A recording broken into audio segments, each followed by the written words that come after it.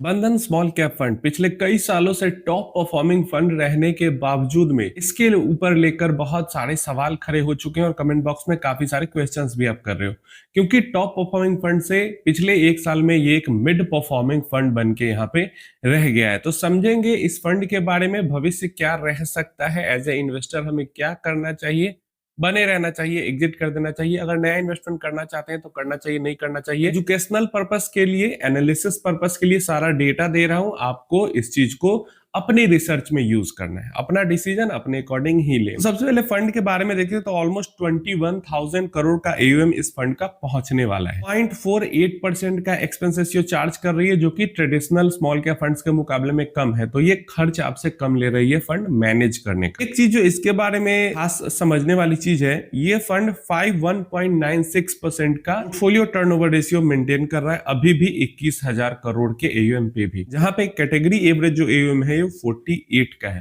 Portfolio turnover ratio. जो turnover ratio मतलब portfolio कितनी तेजी से ये बदलते हैं, तो ये एक साल के अंदर में अपना आधा पोर्टफोलियो लगभग चेंज कर लेते हैं। तो जो पोर्टफोलियो टर्नओवर रेशियो है इसका, इस फंड का, वो स्टिल हाई है। और हाई पोर्टफोलियो टर्नओवर रेशियो जो है वो वैल्यू इन्वेस्टिंग करने वाले फंड्स का नहीं रहता है। ज्यादातर केस में जो मोमेंटम इन्वेस्टिंग करते हैं, growth momentum kind of investing करते हैं, उनका टर्नओवर रेशियो इतना ज्यादा हाई होता है। तो ये फंड डेफिनेटली कहे कि हम गार्प स्ट्रेटजी फॉलो करते हैं, लेकिन ठीक है, हम कह सकते हैं कि ये एक blend type of strategy follow करते हैं, लेकिन इनका जो झुकाव है वो मोमेंटम की तरफ ज्यादा झुकाव है। क्लियर है? ठीक है, ये रीजनेबल प्राइस पे इन्वेस्टमेंट करते होंगे, लेकिन मोमेंटम की तरफ एंड ग्रोथ की तरफ झुकाव इनका ज्यादा हमें इनके टर्नओवर रेशियो से समझ में आ जाता है। फंड ने प्रेजेंटली 250 स्टॉक्स होल्ड कर रखा है, एंड डेफिनेटली बंधन small cap fund and Nippon small cap fund.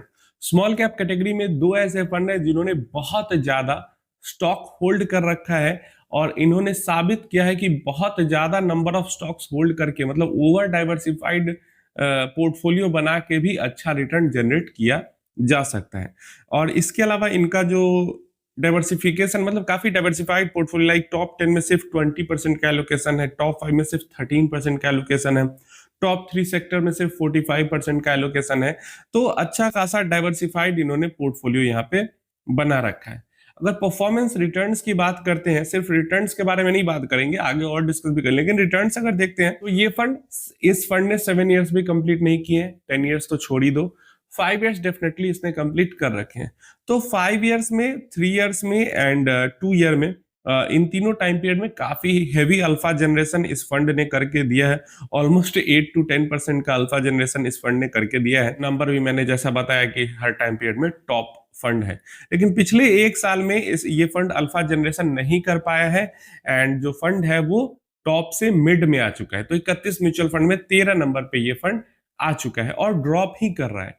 पहले 1 से नीचे आया, 5-6 के आसपास काफी टाइम बिताया, उसके बाद 10 के पास काफी टाइम बिताया, उसके बाद धीरे धीरे नीचे की तरफ ही स्लाइड कर रहा है।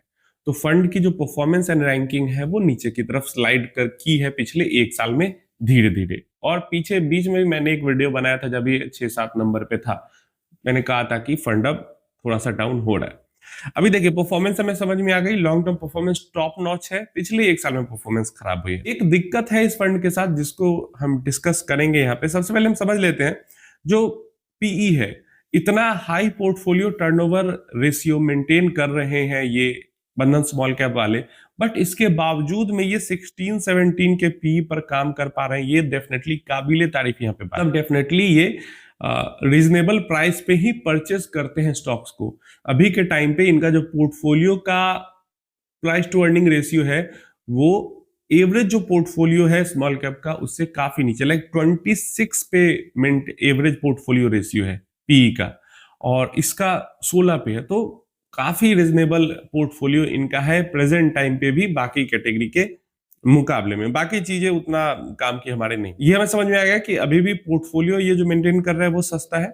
अब देखिए यहाँ पे क्या चीज, हम पिछले एक साल की बात करते हैं, 1 साल, 3 साल और 5 साल तीनों टाइम पीरियड की बात करेंगे, सिर्फ 1 साल की। तो 1 साल के अंदर में इसके रिटर्न्स भी कैटेगरी एवरेज से कम है। रिस्क स्टैंडर्ड डेविएशन जो है, स्टैंडर्ड डेविएशन मतलब वोलेटिलिटी जो है, कितना डेविएट करता है, वो कैटेगरी एवरेज से काफी ज्यादा हमें 1 साल में देखने को मिल रहा है। लाइक कैटेगरी एवरेज 14 है तो इसका 20 है, मतलब काफी डेविएट कर रहा है ये फंड। इसके बाद शार्प रेशियो बेटर है, रिस्क एडजस्टेड रिटर्न मतलब ये बढ़िया कर रही है, जो रिटर्न दे रही है उस पर रिस्क कम ले रही है, मतलब जो पर यूनिट ये रिस्क ले रही है उसके अगेंस्ट में जो रिटर्न जनरेट कर रही है वो काफी ज्यादा। ये हमें शार्प रेशियो भी बता रहा है और सॉर्टिनो रेशियो में बता रहा है नीचे का डाउनसाइड में रिस्क के अगेंस्ट में जो रिटर्न है वो कैसा है, तो वो भी यहाँ पे बढ़िया हमें ठीक ठाक सा दिख रहा है। तो परफॉर्मेंस रिस्क एडजस्टेड रिटर्न के मामले में परफॉर्मेंस काफी अच्छा दिख रही है, लेकिन वॉलेटिलिटी अगर हम देखें तो 1 ईयर के टाइम पीरियड में लाइक बीटा भी कैटेगरी एवरेज से स्लाइटली ज्यादा बीटा ये मेंटेन कर रहे हैं। 1 साल में ये चीजें देखने को मिल जाती है। 3 साल में आते हैं, हमने रिटर्न देखा था 3 साल का काफी बेटर रिटर्न है, लेकिन अगेन 3 साल में भी रिटर्न रिस्क एडजस्टेड रिटर्न दोनों हमें सही दिख रहा है, लेकिन 3 साल में भी हमें वॉलेटिलिटी जो फंड के अंदर है वो ज्यादा ही दिख रही है, चाहे स्टैंडर्ड डेविएशन वाली वॉलेटिलिटी देखें या फिर बीटा वाली वॉलेटिलिटी देखें। इसके बाद अगर हम 5 साल में आते हैं तो वहां पे भी रिटर्न्स काफी सुपीरियर दिख रहे हैं। रिस्क एडजस्टेड रिटर्न जो है, शार्प रेशियो की बात करें या सॉर्टिनो की बात करें, दोनों काफी बेटर दिख रहा है, लेकिन 5 साल वाले टाइम पीरियड में भी हमें जो स्टैंडर्ड डेविएशन है वो भी ज्यादा दिख रहा है, और जो बीटा है जो वॉलेटिलिटी दर्शाता है, ये दोनों जो रेशियो है वो ज्यादा है। क्या हमें समझ में आ रहा है? High portfolio turnover ratio, portfolio turnover ratio भी हाई है, स्टैंडर्ड डेविएशन भी हाई है और बीटा भी हाई है सारे टाइम पीरियड में। मींस फंड बहुत ज्यादा वॉलेटाइल है। अब डेफिनेटली मुझे ये जो पोर्टफोलियो मेंटेन कर रहे हैं काफी चौंकाने वाला पोर्टफोलियो मेंटेन कर रहे हैं, क्योंकि बहुत ज्यादा लो पीई पे काम ये कर रहे हैं। PE price to earning ratio बहुत ज्यादा लो है, फिर भी इनके पोर्टफोलियो में जो वॉलेटिलिटी है वो कैटेगरी एवरेज से ज्यादा है। कैटेगरी एवरेज से कम पीई रखने के बावजूद कैटेगरी एवरेज से ज्यादा वॉलेटिलिटी ये यहाँ पे मेंटेन कर रहे हैं। तो यही चीज यहाँ पे इस फंड के बारे में जो है आपको समझनी होगी कि ऑलरेडी हमें दिख रहा है कि ये फंड कितना ज्यादा वॉलेटाइल है। तो ऐसे में डेफिनेटली ये फंड ऐसे इन्वेस्टर्स के लिए नहीं है जो कम वॉलेटिलिटी ढूंढ रहे हैं। रिटर्न्स को देखकर आपको इन्वेस्ट नहीं करना है। डेफिनेटली काफी हाई रिटर्न ये बना के दिया है और फ्यूचर में भी ये हाई रिटर्न बना सकता है, इसको लेकर कोई यहाँ पे दौमत वाली बात नहीं है, कोई संकोच करने वाली बात ही नहीं है। फ्यूचर में भी ये काफी हाई रिटर्न्स बना के दे सकता है, लेकिन यही चीज है कि फंड के अंदर वॉलेटिलिटी काफी ज्यादा है। और जैसा हर स्मॉल कैप फंड के साथ होता है, शुरुआती 3 से 4 साल तक काफी अच्छा परफॉर्मेंस देखने को मतलब ज्यादातर स्मॉल कैप फंड के साथ मिलता है। उसके बाद स्मॉल कैप फंड का असल टेस्ट शुरू होता है। समझ रहे हो? ये चीज आप कैनरा बैंक के साथ भी देख सकते हो, ये चीज आप टाटा के साथ भी देख सकते हो। मतलब जितने फंड जो लॉन्च हुए थे 2020 के, 17 के, 18 के आसपास, वो सब पिछले 2 साल से थोड़ा सा डाउन साइड में चल रहे। अब ऐसा नहीं कि वो फंड बुरे हैं भाई, ये इसी तरीके का नेचर ही होता है स्मॉल कैप इन्वेस्टिंग का।